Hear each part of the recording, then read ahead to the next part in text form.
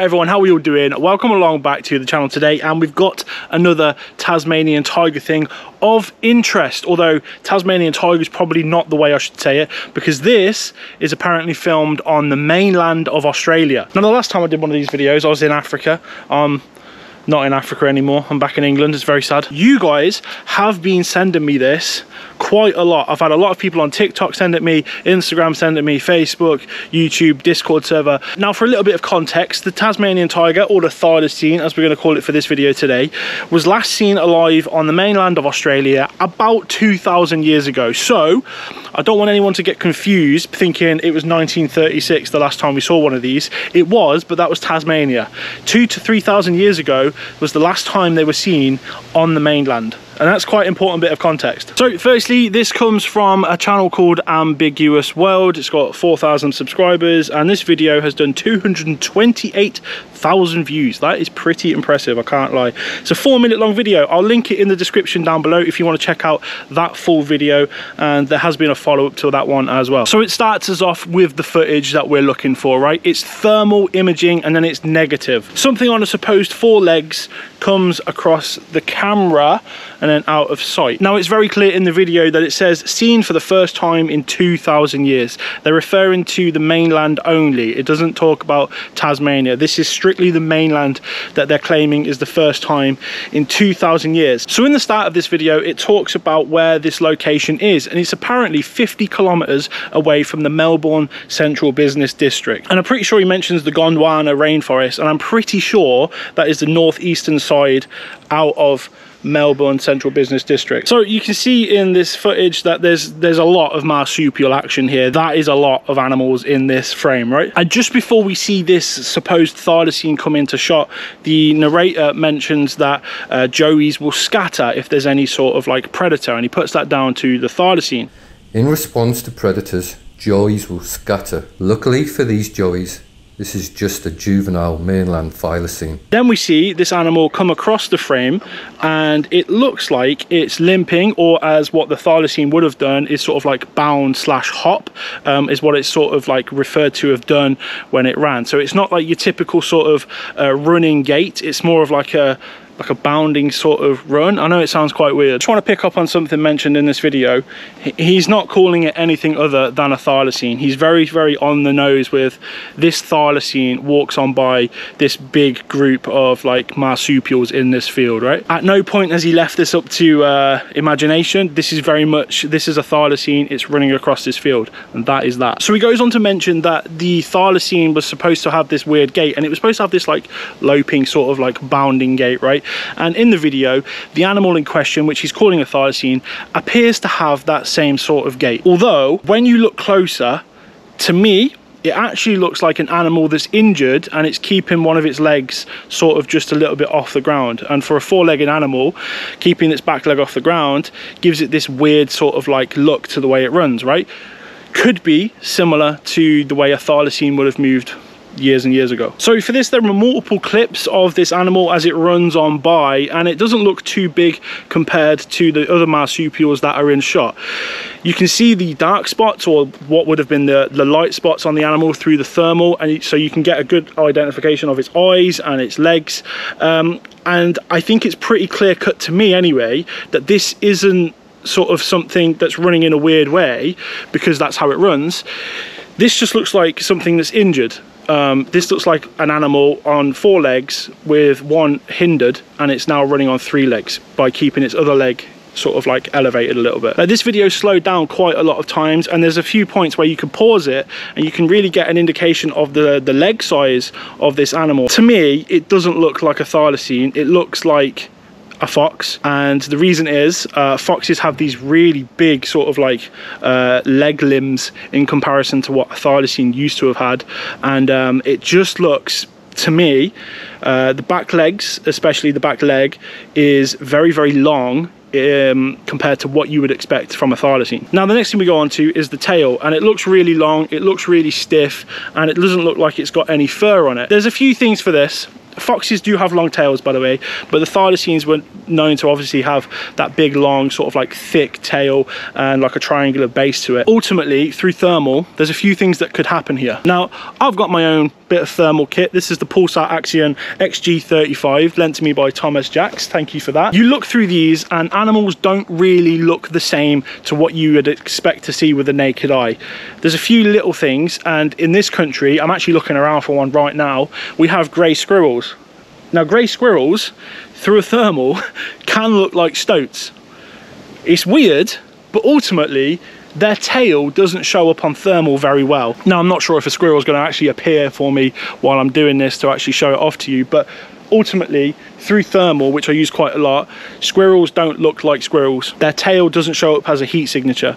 Now, the reason I mention that is because you would have thought with a fox, the tail wouldn't show up either, because obviously it's a big bushy tail. You can see this animal run across some of these like other marsupials, and you can see the ears, which aren't fully heated as well, because obviously fox's ears are quite bushy. Now, this might not be bushy in the naked eye, but there is some sort of like subtle, like hazy movement that goes past near where the ears should be, and whether that should be the fur on top of like the fox's ears, I'm not too sure, but that's something to raise a question about that. So with actually no squirrel around, there is maybe one way I could use this thermal to try and show what I'm talking about when there's like fuzz around a heated object. So I'm filming this on a GoPro, and it's got a microphone on it with a little muffler to sort of like stop the wind. Now, the GoPro itself is going to show a lot of heat, but the actual muff itself won't, and it will just be a little fuzzy object just next to it. Now, you can see from this little thermal recording that I did that the GoPro is white hot. It's the hottest thing in that environment,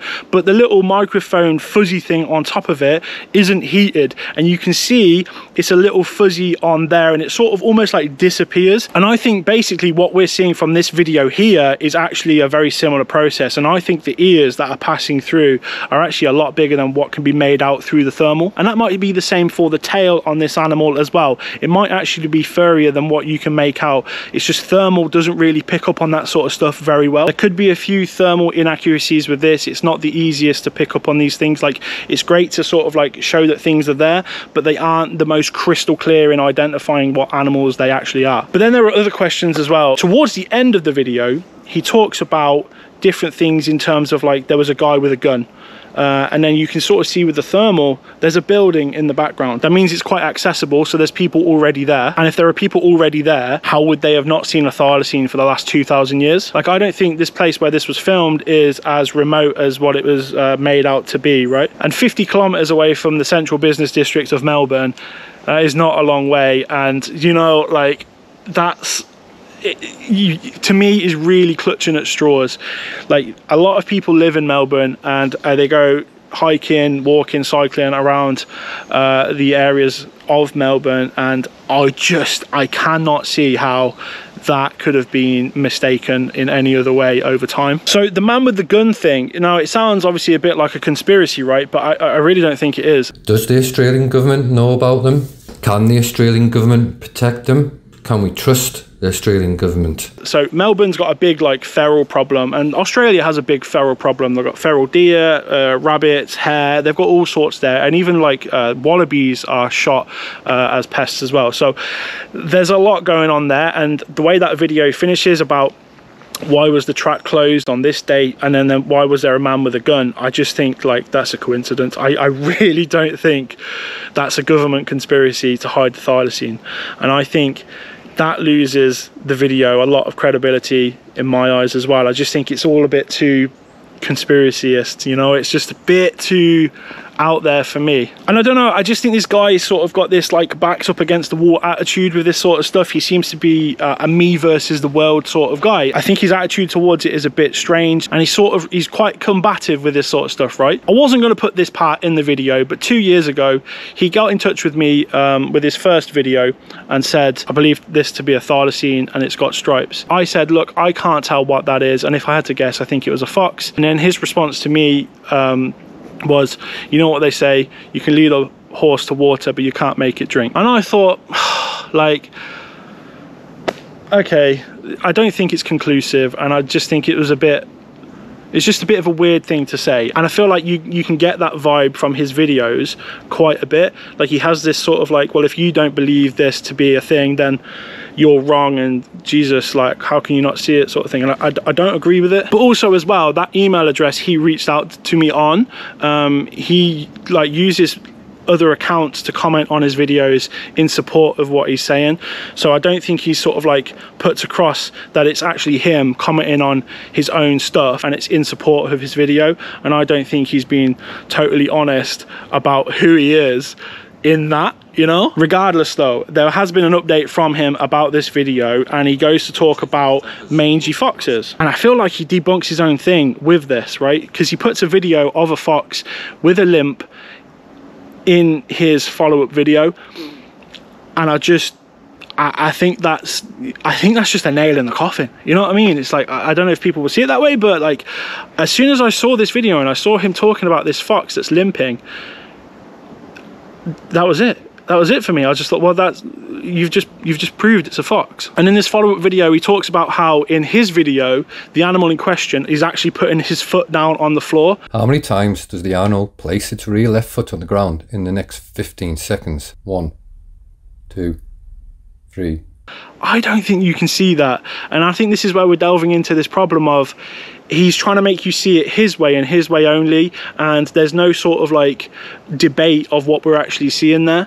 And I think that's a massive problem, and I think we're seeing a big heap of confirmation bias put into these videos, and so almost like conspiracy theory-esque sort of like attitude towards it all. Like, why would the government hide a Tasmanian tiger, thylacine? Like, why would they go and shoot them? Why? It doesn't make sense. And 50 kilometers outside of the Melbourne Central Business District, I just think like it's just too good to be true. It's a very populated area. Like, there's all sorts of people over that area, you know, there's all sorts going on, and I think ultimately this is just, it's too good to be true, in the sense of, I think we're watching someone with confirmation bias talking about it. And look, if it was a thylacine, and it was quite evidently a thylacine, I would be the first one to say, I think that's legit. And do you know what, guys? Like, I think a lot of these thylacine videos can be attributed to injured foxes. Like, all of them seem to be the same sort of thing, where you've got these animals with really long back legs, and one of them might be hurt and they're limping. There's quite a few of those being passed around as possible thylacines, all because of the way an injured fox runs. Gives that illusion of that's a thylacine, you know. But yeah, I think I've covered everything I wanted to cover in this video. Look, I'm really sorry it's not probably what you were thinking it was going to be.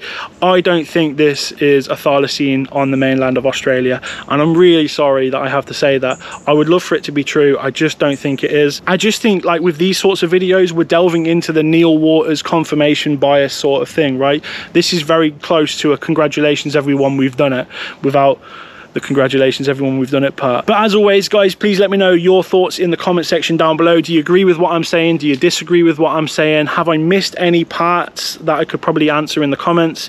Please let me know. All right, anyway, look, I would love the thylacine to still be alive. I just don't think this video proves it. I would love for it to maybe appear one day. Anyway, I've been Cookie. Go check out some of my other videos, and I'll see you in the next one. Bye.